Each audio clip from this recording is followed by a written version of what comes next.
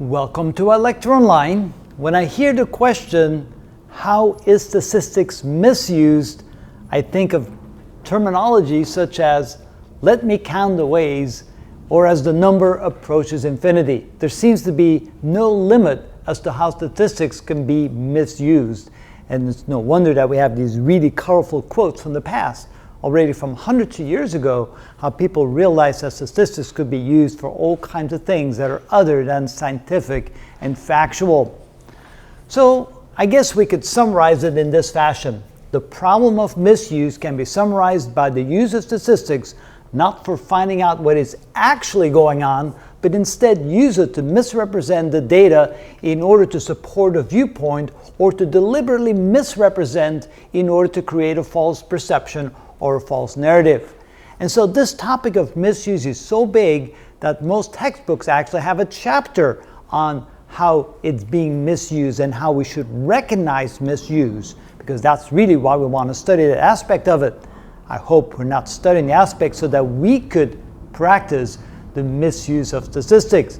It should be so that we're equipped in such a way that we can actually identify and show where the misuse is being used and how it's being misused so we can correct for it, because that's not what we should be doing with statistics. The topic is so big that I actually need two presentations or two videos because I can't fit it all on the board. So here's the first partial of the list. First of all, data mining. So sifting through the data to pick out only the data that supports our own personal opinion and reject all the data that doesn't. That's a very typical way in which this is done. So we should be able to use all the data represented and then, or all the data collected, and then show what it actually represents factually. Selective survey questions. Whenever we use surveys in order to do data mining to get information so we can perform statistics on it, well, the questions are often skewed in such a way that it elicits specific known answers already, just by the way it's written. So we expect predictive, supporting manner types answers in order to get the data that we want to misrepresent it. Unrelated cause and effect. There's been so many studies done to try to figure out what causes heart disease, what causes cancer, and so forth. For example, a very big one that's being used so many times, studies that have been done so often to show the effect of living near high voltage power lines. In some cases, those studies went on for a decade or longer and used over 10,000 people in the study to try and figure out if there's some link between them. And then typically we ignore all other possible and even more relevant causes to the problem. The choice of graph types and shape. We want to enhance the desired effect, so we'll pick a specific graph type in a specific format to make it look more like what we want it to look, rather than try to present in such a way that it's impartial so we can get the information out of it.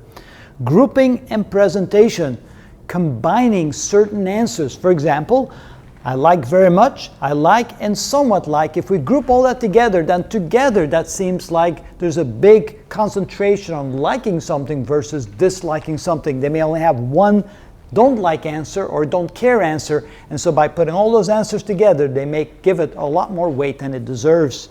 And then finally on this video, scaling of data, and that is something that's used often in all respects with every news organization, with every scientific analysis. What's not so honest and straightforward, the choice of scale on the graphs, because you can have very small changes that are completely insignificant and make them look like they're as big as an elephant to try and really show that something is going on when there isn't. Or vice versa. You can take something that's really important that everyone should be aware of and make it really small in the scaling so that you go, it's not a big deal. So again, the way it's represented in scaling can have a very big effect on how we look at data and how we interpret it, or what we're trying to make it look like to others. And so here's some very good examples, and obviously we're going to have to go into some detail later on to show you some examples of each type and how to identify when the data that's being presented isn't so straightforward and honest. Anyway, that's the first part. We'll see 7b on the next video to see what other things are being used to try and misrepresent and misuse statistics.